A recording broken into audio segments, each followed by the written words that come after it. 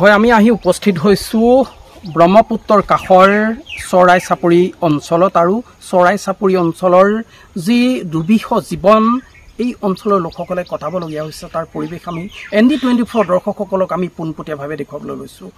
বৃহত্তৰ গৰাখহনীয়া আৰু গৰাখহনীয়াৰ ফলত প্ৰায় 50 ঘৰো অধিক লোকে কিন্তু তেওঁলোকৰ যি ঘৰ দুৱাৰ তেওঁলোকে হেৰুৱাবলগীয়া হৈছিল আৰু তেওঁলোক নিৰাপদ স্থানত তেওঁলোকে ঘৰ বনাবলগীয়া হৈছে।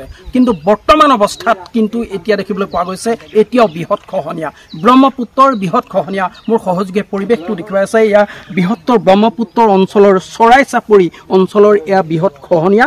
আৰু যোৱা বছৰ ইয়াত বিশেষকৈ জিঅ' বেগ দিয়া হৈছিল, কিন্তু জিঅ' বেগৰ নামত ঠিকাদাৰজনে যি লুণ্ঠন চলালে কিন্তু ইয়াত কোনো ধৰণৰ ফলাফল এই অঞ্চলৰ লোকসকলে নাপালে। যিহেতু যোৱা বছৰ জিঅ' বেগ দিয়াৰ পিছতো বৃহত্তৰ এই অঞ্চলটো নিশেষ কৰি পেলালে আৰু নিশেষ কৰি যিসমূহ লোকে ইয়াত বসবাস কৰি আছিল তেওঁলোক নিৰাপদ স্থানত তেওঁলোকে ইতিমধ্যে ঘৰ বনাবলগীয়া হৈছিল। ইয়াত এটা নামঘৰ আছিল, এখন বিদ্যালয় আছিল, এখন প্ৰাথমিক বিদ্যালয় আছিল, নৰামাৰী প্ৰাথমিক বিদ্যালয় এই অঞ্চলতে আছিল। এই ND24 দৰ্শকসকলক আমি পোনপটীয়াভাৱে দেখুৱাইছোঁ এখন বিদ্যালয়ৰ স্থান, এইটো এই স্থানতে আছিল এখন বৃহৎ এখন প্ৰাথমিক বিদ্যালয়। এই প্ৰাথমিক বিদ্যালয় কিন্তু উচ্ছেদ কৰিবলগীয়া হ'ল, ইয়াৰ পৰা উঠাই দিবলগীয়া হ'ল, যিহেতু কালৰূপী মহাবাহু ব্ৰহ্মপুত্ৰৰ সংহাৰী ৰূপত এই বিদ্যালয়খনো নিশেষ হ'ল। মোৰ সহযোগে পৰিৱেশটো দেখুৱাইছে এনেকৈ এই বৃহত্তৰ অঞ্চল নৰামাৰী অঞ্চলৰ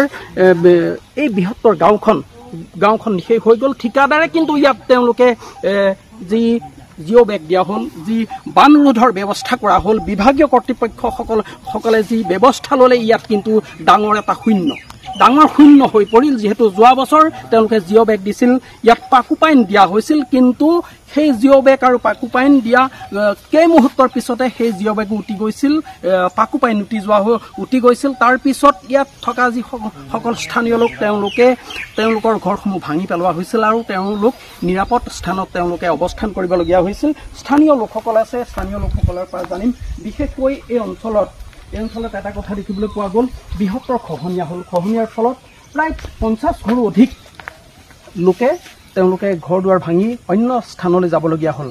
খহনীয়া কি ক'ব এই মুহূৰ্তত? যিহেতু খহনীয়া হৈছিল, কিমান ঘৰ মানুহ হ'ব? আমাৰ ইয়াৰ প্ৰায় 30-35 ঘৰ মান হ'ব মানুহ। ইয়াৰ পৰা উঠি গৈছে? যোৱা বছৰ ইয়াত পাকুপাইন দিয়া হৈছিল নেকি? দিছিলে। জিঅ' বেগ দিয়া হৈছিল নেকি? দিছিলে। কি হ'ল? জিঅ' বেগবোৰ চব খহাই পেলাই চব পুতি পেলালে। ঠিকাদাৰ কোন জানেনে? ঠিকাদাৰজনৰ নাম এতিয়ালৈকে মই নাজানো বাৰু। তেওঁ যিখিনি পাশুপাইন দিছিলে আপোনালোকে সেই দেখিছে, পাশুপাইন চব পুতি পেলাইছে খহাই। পাশুপাইনে একো কাম কৰা নাই। জিঅ' বেগ যিবোৰ দিছে চব খহাই পেলাই পুতি পেলাইছে, একো কাম কৰা নাই। দিয়াৰ পিছতে উঠাই লৈ গৈছে? সেইবোৰ এতিয়া পালবোৰ আপোনালোকে দেখিছে, চব খহনীয়া আহিছে, চব ফালি লৈ গৈছে। এটা নামঘৰ আছিলে? নামঘৰো আছিলে। এখন বিদ্যালয় আছিলে? ভাঙি দিয়া হ'ল। বিশেষকৈ এই অঞ্চলত জিঅ' বেগ দিয়া হৈছিল, যোৱা বছৰ দিয়া হৈছিল। জিঅ' বেগ দিয়াৰ পিছত কেনেকুৱা পৰিৱেশ কি হৈছিলে? তাৰপিছতো বহুত খহালে। দিব লাগে এঠাইত দিয়ে, এঠাইত ভালকে নিদিয়ে। যি ধৰণে ঠিকাদাৰে জিঅ' বেগসমূহ ইয়াত দিব লাগিছিল সেই ধৰণে নাই দিয়া। তাৰ পিছতে কিন্তু খহনীয়া হৈছে হৈ গ'ল। তাৰপিছত খবৰে নল'লে কোনো। এই গাঁওখনৰ লোকসকল ক'ত গ'ল? আগলাইনলৈ গুচি গ'ল, উঠি গ'ল।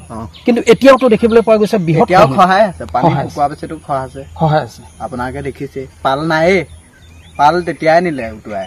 চৰকাৰক কি আহ্বান জনাব আপোনালোকে? চৰকাৰে আকৌ এইটো বান মাৰে, সেইটোকে বিচাৰিছো। আকৌ ইয়াত পুনৰবাৰ ইয়াত পাকুপাইন দিয়ক বা জিঅ' বেগ দিব লাগে। কিন্তু ঠিকাদাৰে কিন্তু চৰকাৰে দিয়াখিনি ঠিকে দিয়ে, ঠিকাদাৰে কিন্তু সম্পূৰ্ণ মাৰি দিয়ে টকাখিনি। ঠিকাদাৰে সৎভাৱত কাম নকৰে।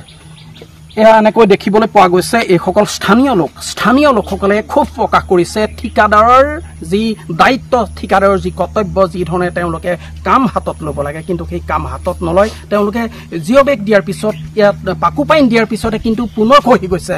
গাঁৱৰ প্ৰায় 50 ঘৰো অধিক লোকে ইয়াৰ পৰা উচ্ছেদ হৈ যাবলগীয়া হৈছে, বেলেগ ঠাইত তেওঁলোকে ঘৰ বনাইছে। তেওঁলোকে পুনৰবাৰ চৰকাৰক আহ্বান জনাইছে, অতি শীঘ্ৰে চৰকাৰে ব্যৱস্থা গ্ৰহণ কৰিব লাগে। এই নৰামাৰী গাঁওখন শেষ হৈ গ'ল। নৰামাৰী গাঁৱৰ লোকসকলে পুনৰবাৰ আহ্বান জনাইছে।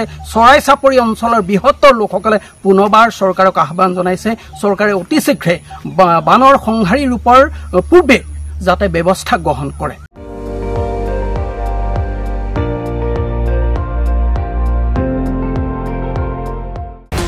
আপুনি চাই আছে ND24 সৰ্বশ্ৰেষ্ঠ নহয় সৰ্বোত্তমৰ দৌৰ